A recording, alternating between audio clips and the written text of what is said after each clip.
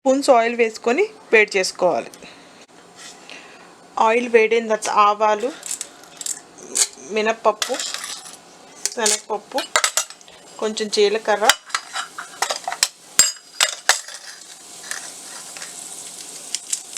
ఎండుమిర్చి, కరివేపాకు వేసుకొని ఫ్రై చేసుకోవాలి.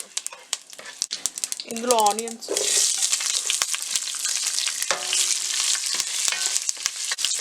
4-5 బెండకాయలు చిన్నగా కట్ చేసుకొని వేసుకోవాలి. ఒక 2 క్యారెట్ని ఇలా కట్ చేసుకొని వేసుకోవాలి.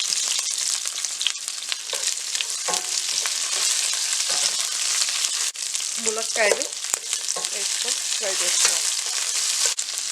ఒక టమాటా వేసుకొని ఉడికించుకోవాలి. మూత పెట్టి ఈ వెజిటేబుల్స్ అన్నీ మగ్గించుకోవాలి. మీకు ఏ వెజిటేబుల్స్ నచ్చితే ఆ వెజిటేబుల్స్ వేసుకోవచ్చు. అందులో 1 కప్పు ఉడికించిన పప్పు వేసుకొని ఒక పావు లీటర్ వాటర్ పోసుకొని కలిపేసుకొని ఉడికించుకోవాలి. రుచికి సరిపడా సాల్ట్ వేసుకొని ఒకసారి కలుపుకొని మూత పెట్టి ఒక 5 మినిట్స్ ఉడికించుకోవాలి. వెజిటేబుల్స్ ఒక 80% వరకు ఉడికిన తర్వాత 1 స్పూన్ కారం, కొంచెం పసుపు,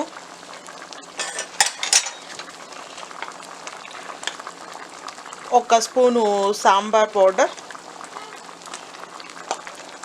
వేసుకొని కలుపుకోవాలి. కారం ఎక్కువ తినేవాళ్ళు ఇంకో స్పూన్ కారం కూడా వేసుకోవచ్చు. నిమ్మకాయ సైజ్ అంతా చింతపండు ఇలా గుజ్జుగా చేసుకొని వేసుకోవాలి.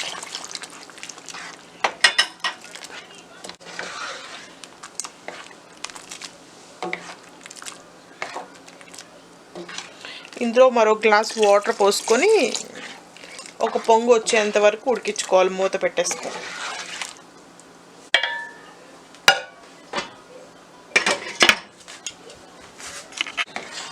ఇలా ఒక 5-10 మినిట్స్ తర్వాత వెజిటేబుల్స్ అన్నీ ఉడికేస్తాయి. ఇంకా స్టవ్ ఆఫ్ చేసుకొని సర్వ్ చేయాలి. అంతే, ఎంతో టేస్టీ సాంబార్ రెడీ. ఈ వీడియో నచ్చితే లైక్ చేయండి, షేర్ చేయండి. మరిన్ని వీడియోస్ కోసం చూస్తూ ఉండండి కీర్తికాస్ కిచెన్.